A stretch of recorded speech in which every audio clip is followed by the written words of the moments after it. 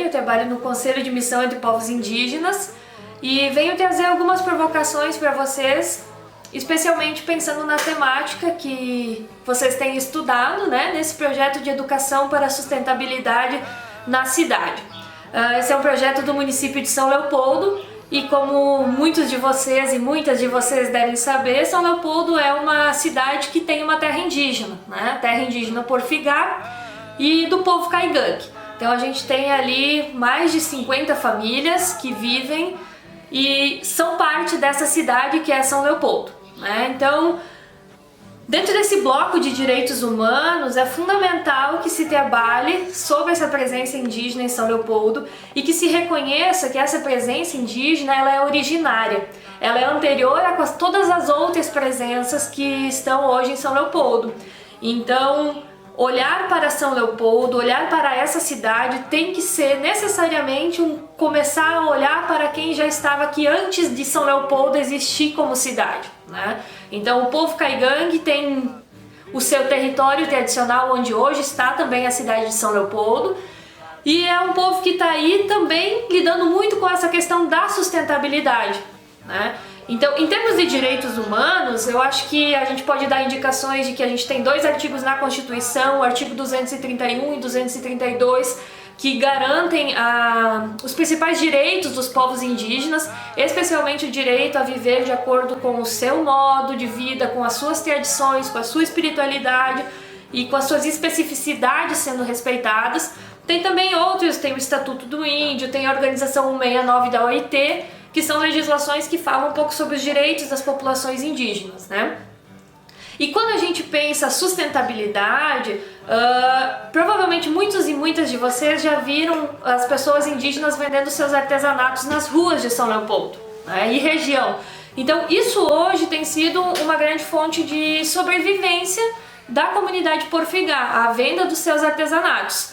E o que eu queria provocar para as discussões de vocês é pensar que sustentabilidade que a gente está falando. Hoje em dia tem muita empresa que se diz sustentável, mas essa sustentabilidade está dentro de uma lógica do capital, uma lógica que é excludente, uma lógica que não dá oportunidades iguais às pessoas e uma lógica que coloca o homem, a humanidade, né, acima da natureza.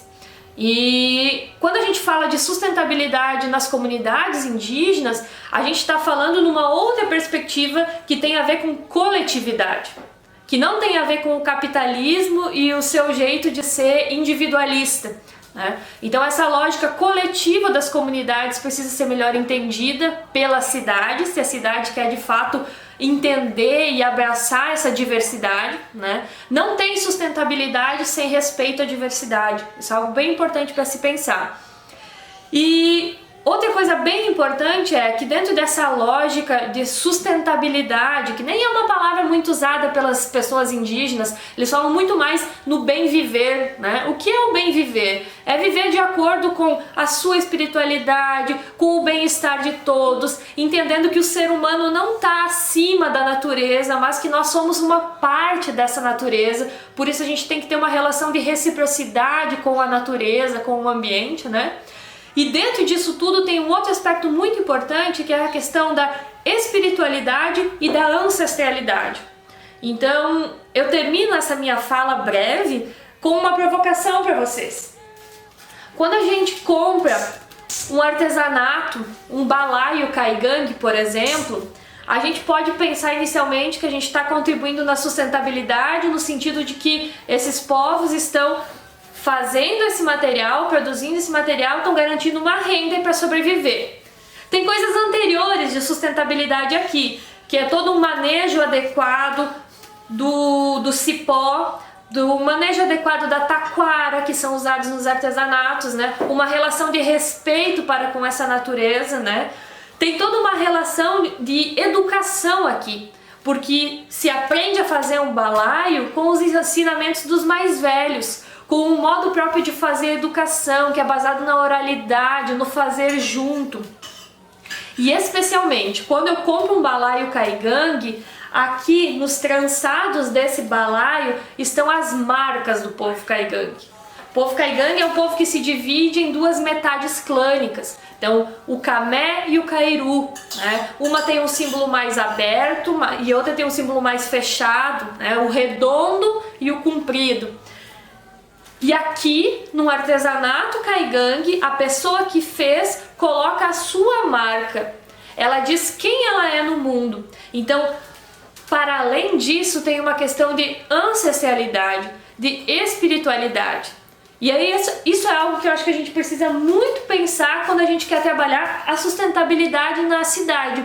Será que a gente consegue levar em conta com profundidade essas questões da ancestralidade, da espiritualidade, da memória, do respeito à presença que é originária?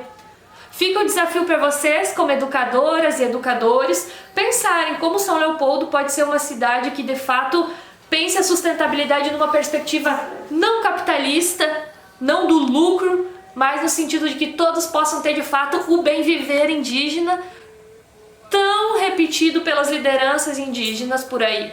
A gente só vai ter vida digna quando todos tiverem o bem viver. Grata pelo espaço.